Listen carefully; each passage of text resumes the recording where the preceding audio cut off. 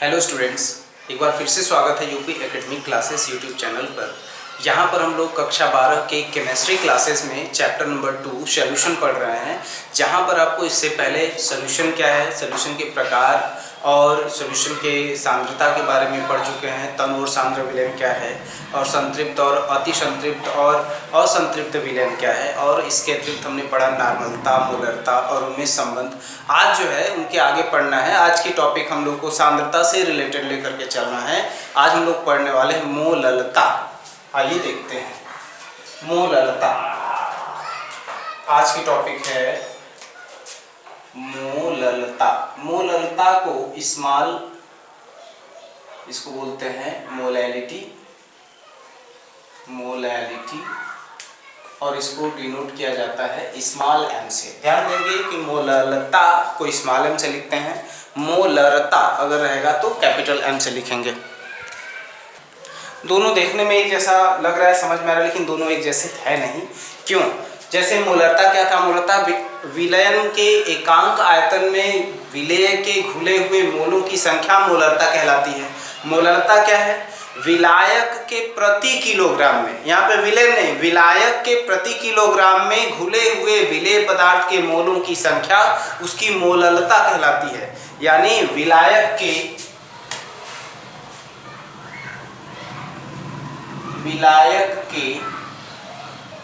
प्रति किलोग्राम में घुले हुए विलेय के मोलों की संख्या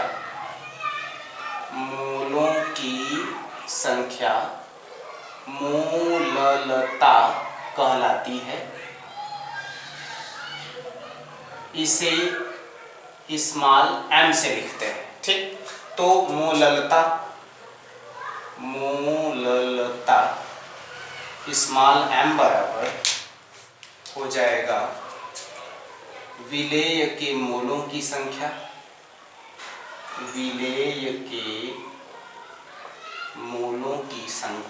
पूरा के बटा विलायक का भार किलोग्राम में। ठीक, जैसा कि हम जानते हैं कि मोलों की संख्या क्या होता है, पदार्थ का भार बटा अणु भार, यानी विलेय का भार ग्राम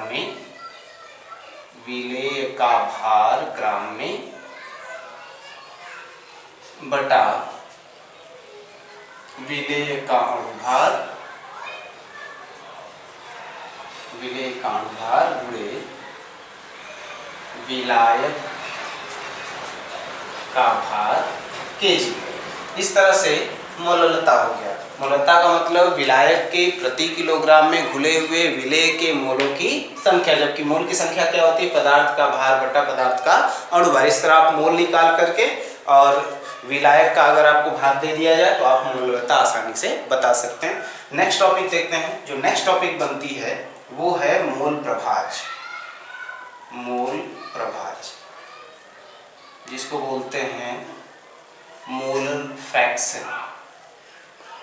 फ्रैक्शन। देखिए, प्रभाज का मतलब फ्रैक्शन और फ्रैक्शन का मतलब होता है, सब लोग जानते हैं, भिन्न। कक्षा 3 से ही आप जो पढ़ते हैं। फ्रैक्शन क्या है? पूरे हिस्से में से कितना हिस्सा आपको मिल रहा है, यानी कि पूरे हिस्से में कौन सा हिस्सा आपका है, वही जो है मोलर प्रभाज है। यानी अगर विलयन की बात करें तो विलयन में हो सकता है द्विअंगी विलयन हो, यानी 2 पदार्थों के समांगी मिश्रण से बना हो, त्रिअंगी यानी 3 पदार्थों के समांगी मिश्रण से बना हो। तो उन सब में एक विलायक होगा, बाकी सभी क्या होंगे, विलेय पदार्थ होंगे। तो एक से अधिक विलेय पदार्थ उपस्थित हो सकते हैं। तो उस पूरे विलयन में विलेय पदार्थ भी है, विलायक पदार्थ भी है। तो उस पूरे विलयन का कितना हिस्सा किसी एक पदार्थ का है, कितना मोल हिस्सा उसका है, वो इसका मोल प्रभाज कहलाता है। यानी अगर टोटल 4 मोल में 2 मोल किसी एक पदार्थ का है तो उसके मोल का हिस्सा कितना हो जाएगा, 2/4 यानी 1/2। 4 मोल में अगर 1 मोल किसी अन्य पदार्थ का है तो उसका मोलर प्रभाज कितना हो जाएगा, 1/4, यानी 4 भाग में 1 भाग उसका है। इस तरह से मोल प्रभाज को हम आसानी से ज्ञात कर सकते हैं। देखें, विलयन में उपस्थित किसी घटक के मोल की संख्या का विलयन के कुल मोलों की संख्या से अनुपात, विलयन में उपस्थित किसी घटक, यानी कई घटक हो सकते हैं, किसी घटक का मोल की संख्या, जो उसकी मोल की संख्या है, विलयन के संपूर्ण मोलों की संख्या से उसका अनुपात क्या है या उसका हिस्सा कितना है। अर्थात मान लेते हैं अगर विलेय पदार्थ है, माना, अब इसमें कई तरह के हो सकते हैं, माना विलेय पदार्थ के मोलों की संख्या, विलेय पदार्थ के मोलों की संख्या बराबर स्मॉल n तथा विलायक के मोलों की संख्या बराबर कैपिटल N। हमने मान लिया। अब ऐसी स्थिति में अगर आप देखें तो यहाँ पे हमने दो ही घटक मान के इसको पढ़ रहे हैं, तो दो घटक अगर हैं तो विलेय का मोल प्रभाज, विलेय का मोल प्रभाज बराबर विलेय के मोलों की संख्या, विलेय के मोलों की संख्या पूरा के बटा विलयन के कुल मोलों की संख्या, विलयन के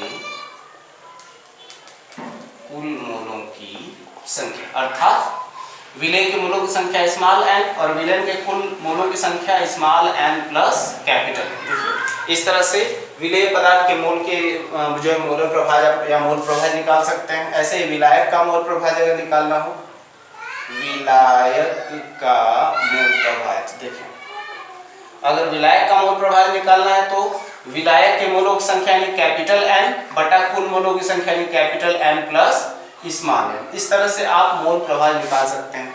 हो सकता है कि इसमें कई विलेय पदार्थ हो तो उसको आप N1 N2 N3 मान लीजिए, तो N1 अपान N1 plus N2 plus N3 total और प्लस कैपिटल N कर देंगे विलायक के मोल प्रभाज, यानी कुल मोल प्रभाज में कुल मोलों की संख्या में किसी पदार्थ के मोलों की संख्या कितना है वही जो उसका मोल प्रभाज कहलाएगा। इस तरह से मोल प्रभाज आप देख सकते हैं। अब इसके बाद अगला टॉपिक देखते हैं, नार्मलता समीकरण क्या है। हालांकि नार्मलता और मोलरता में संबंध इससे पहले हम आपको बता चुके हैं, तो अब नार्मलता समीकरण पढ़ते हैं। नार्मलता समीकरण पढ़ने से पहले आप जो है पढ़ लीजिए कि विलयन बनाते समय विलेय पदार्थ का जो भार है उसको हम कैसे ज्ञात करें कि विलेय पदार्थ हमको इतना लगाना है।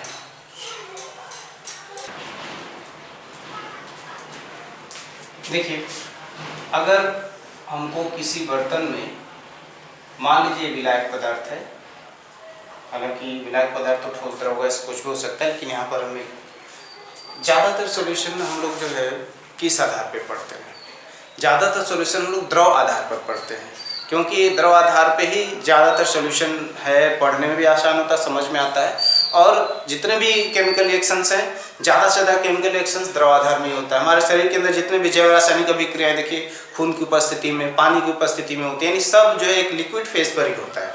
देखते हैं, मान लीजिए विलायक है, ठीक, अब देखिए अब विलायक में कोई भी विलेय पदार्थ हम डालते हैं। अब विलेय पदार्थ जब इसमें डालेंगे तो हमको इसका आयतन पता चल जाएगा और इसकी नार्मलता। देखिए अब बहुत ही शॉर्टकट, मतलब मैं एक मेथड बताने जा रहा हूँ, एक फार्मूला जिसकी सहायता से ज़्यादातर प्रश्न आप आसानी से कर लेंगे। यानी किसी भी विलयन में या विलयन बनाने के लिए,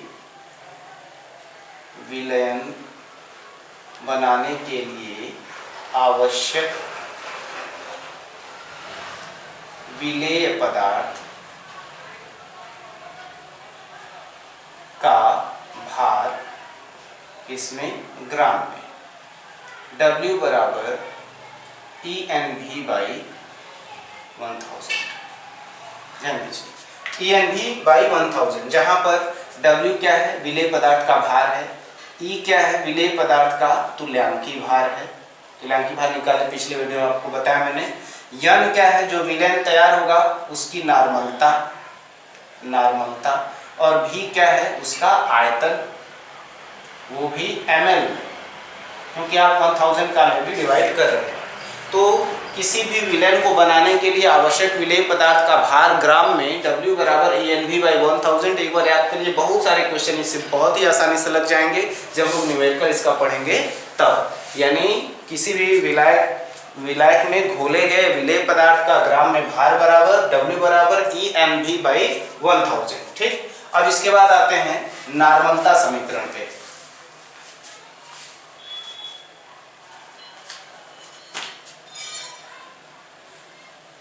नॉर्मलता समीकरण,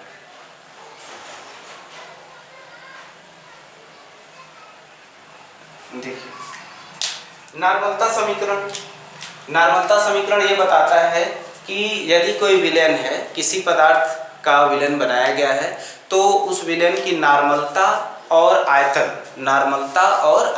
का जो गुणनफल है वह सदैव कांस्टेंट होता है। नॉर्मलता और आयतन का गुणनफल सदैव स्थिरांक होता है, यानी कि नॉर्मलता गुणे आयतन बराबर स्थिरांक। यानी अगर एक स्टेज इसका मान लेते हैं कि नॉर्मलता n1 है और आयतन उसका v1 है और स्थिरांक को k मान लिया, यानी कि किसी विलयन की किसी एक आयतन पर नॉर्मलता अगर n1 है तो n1 into v1 is equal to k, constant है। अगर ये दूसरी स्थिति इसकी कर दिया जाए, यानी आयतन को बदलना है तो नॉर्मलता बदल जाएगी, या नॉर्मलता को बदलना है तो आयतन बदलना पड़ेगा, तब n2 v2 is equal to k। फिर से क्यों? क्योंकि नॉर्मलता गुणे आयतन हमेशा कांस्टेंट होता है। अब ये भी कांस्टेंट है, ये भी कांस्टेंट है, अर्थात इन दोनों को अगर हम देखें तो मिला कि n1 v1 is equal to n2 v2। देखिए कितना आसान सा है। यानी कि नॉर्मलता समीकरण बताता है कि किसी एक ही विलयन के दो अलग अलग आयतनों पर नॉर्मलता अलग अलग हो जाएंगे, तब n1 v1 बराबर n2 v2। यह है नॉर्मलता समीकरण। ध्यान से देख लीजिए, नॉर्मलता समीकरण ये बताता है किसी विलयन की दो स्थितियों में n1 v1 यानी नॉर्मलता गुणे आयतन बराबर n2 v2 यानी नॉर्मलता गुणे आयतन वो हमेशा बराबर रहते हैं, अर्थात नॉर्मलता और आयतन का गुणनफल स्थिरांक होता है। इसको देख लीजिए। आइए अब देखते हैं इनके अतिरिक्त सांद्रता व्यक्त करने की और कौन सी विधियां हैं, जिसमें इससे पहले हमने सांद्रता व्यक्त करने की प्रमुख विधियों का वर्णन आपके सामने कर दिया है। यह देखिए एक विधि है कि आयतन प्रतिशतता V/V या आयतन प्रतिशत, यानी विलेय पदार्थ का मिलीलीटर में वह मात्रा, विलेय पदार्थ का मिलीलीटर में वह मात्रा जो विलयन के 100 मिलीलीटर में घुला हो। ध्यान दीजिए, किसी भी विलेय पदार्थ का मिलीलीटर में वह मात्रा, आयतन में है क्योंकि आयतन प्रतिशत है, किसी विलेय पदार्थ का मिलीलीटर में वह मात्रा जो पूरे विलयन के 100 ml में घुला हुआ है। अर्थात परिभाषा मैंने बता दिया, किसी विलेय पदार्थ का ml में वह मात्रा जो विलयन के 100 मिलीलीटर आयतन में घुला हुआ हो वह उसका आयतन प्रतिशत कहलाता है, या आयतन प्रतिशत कहलाता है। इसका मतलब इसका सूत्र क्या बनेगा? इसका सूत्र बनेगा कि आयतन प्रतिशत बराबर विलेय की मात्रा ml में पूरा के बटा विलयन की मात्रा ml में इंटू 100। अब यहाँ पे परसेंट देखिए, यानी कि किसी भी विलयन में विलेय पदार्थ जो घुला हुआ है उसका आप डिवाइड करके उसमें अगर आप 100 का मल्टीप्लाई कर देते हैं तो आपको पता चल जाएगा कि 100 मिलीलीटर विलयन में कितने विलेय की मात्रा मिलीलीटर में घुली हुई है। इसको ही आयतन प्रतिशत कहा जाता है। ठीक, अब अगला पॉइंट देखते हैं। अगला है अंश प्रति मिलियन, पार्ट्स पर मिलियन, ppm, पार्ट्स पर मिलियन ppm। यह जो है अति तनु विलयनों के लिए है ये, यानी कि विलयन के 10 लाख ग्राम में, विलयन के 10 लाख ग्राम में विलेय के घुले हुए ग्राम की मात्रा, विलयन के 10 लाख ग्राम में घुले हुए विलेय पदार्थ की ग्राम में मात्रा उसका पार्ट्स पर मिलियन कहलाता है, ppm कहलाता है। अर्थात ppm यानी पार्ट्स पर मिलियन बराबर विलेय का भार ग्राम में, विलेय का भार ग्राम में पूरा के बटा विलयन का भार ग्राम में इंटू 10⁶ ये हो जाएगा पार्ट। ऐसे ही अंश प्रति विलयन पीपीवी, पूरे विलयन के 10⁻9 ग्राम विलयन में, विलयन के 10⁻9 ग्राम में घुले हुए विलय पदार्थ की ग्राम में मात्रा, विलयन के 10⁻9 ग्राम में यानी 1 बिलियन ग्राम में विलय पदार्थ के घुले हुए ग्राम की मात्रा पीपीवी पार्ट्स पर बिलियन कहलाती है। अर्थात पीपीवी बराबर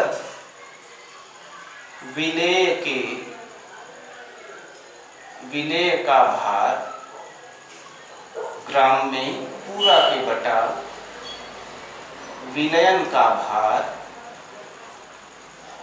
ग्राम में गुणे 10⁻9। इस तरह से पीपीवी ज्ञात कर सकते हैं। तो अभी तक आपने इस चैप्टर में पढ़ा क्या, विलयन किसे कहते हैं, ठोस द्रव गैस में विलयन का प्रकार क्या है, तनु और सांद्र विलयन क्या है, संतृप्त अतिसंतृप्त और असंतृप्त विलयन क्या है, विलयन की सांद्रता को व्यक्त करने की विधियां मोलरता, नॉर्मलता, मोल प्रभाज, पीपीवी, पीपीएम, और उसके बाद भार भार आयतन, आयतन आयतन प्रतिशतता, भार आयतन प्रतिशतता, ये सब जो है आप एक नोट्स बना लीजिए, उतना आप तैयार करिए। इसके जस्ट बाद वाला जो वीडियो होगा इन सब का न्यूमेरिकल एक साथ मैं लेकर आऊँगा, और उसके बाद हम लोग विलयन के अणुसंख्य गुणधर्म कॉलिगेटिव प्रॉपर्टीज के बारे में पढ़ेंगे। तो इसके जस्ट बाद वाला जो आएगा वीडियो वो जो है इन सब का न्यूमेरिकल होगा। तो थैंक्स फॉर वॉचिंग, और आप अपना पढ़ाई रेगुलर करते रहिए और सबका नोट्स बना करके पढ़ाई करिए, ये आपके लिए बहुत हेल्पफुल होगा। Thank you.